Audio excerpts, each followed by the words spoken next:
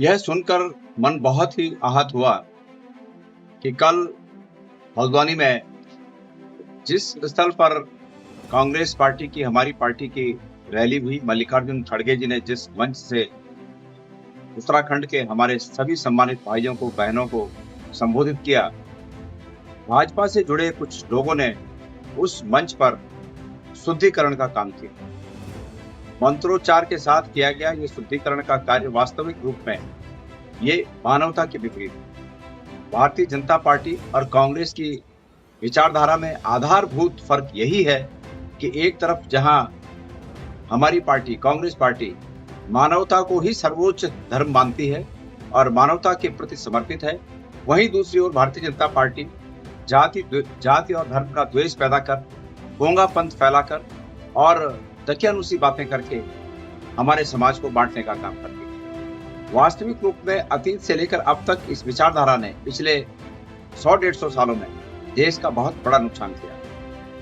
मैं नैनीताल के एसएसपी को उनके फर्ज को याद दिलाना चाहता हूं कि ऐसे में जबकि हमारे राष्ट्रीय नेता खड़गे जी एक बड़े नेता हैं, राज्यसभा में विपक्ष के नेता हैं और दलित वर्ग से आते हैं, ऐसे में भाजपा के लोगों द्वारा किया गया ये तौहीन, ये जातिगत भेदभाव, क्या उनके द्वारा जो पठित कानून है उसके अंतर्गत दंडनीय नहीं है? मैं उनसे पूछना चाहता हूं। ये उनका विवेक है कि वो अपने विवेक से निर्णय लें और अब ऐसे अपराधियों के खिलाफ दंडात्मक कार्रवाई करना सुनिश्चित करें।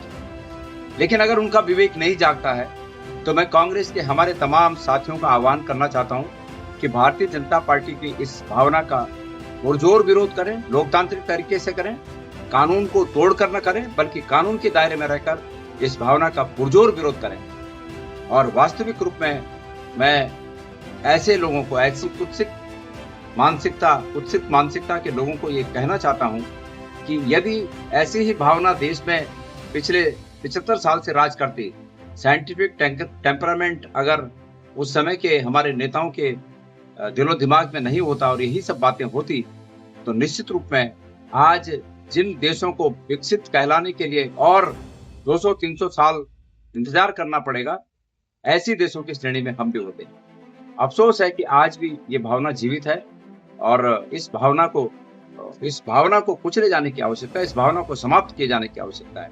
ये भेदभाव और मन में ये द्वेष बिल्कुल उचित नहीं है। जिनके प्रति वो ऐसी घृणित भावना रखते हैं, वो भी ईश्वर ने इस संसार में सबको जन्म दिया है।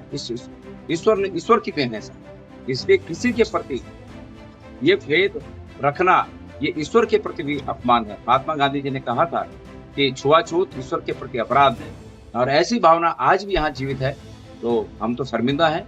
लेकिन मैं उम्मीद करता हूँ कि नैनीताल के एसएसपी ऐसे लोगों के खिलाफ अपने विवेक का इस्तेमाल करके उचित निर्णय लें।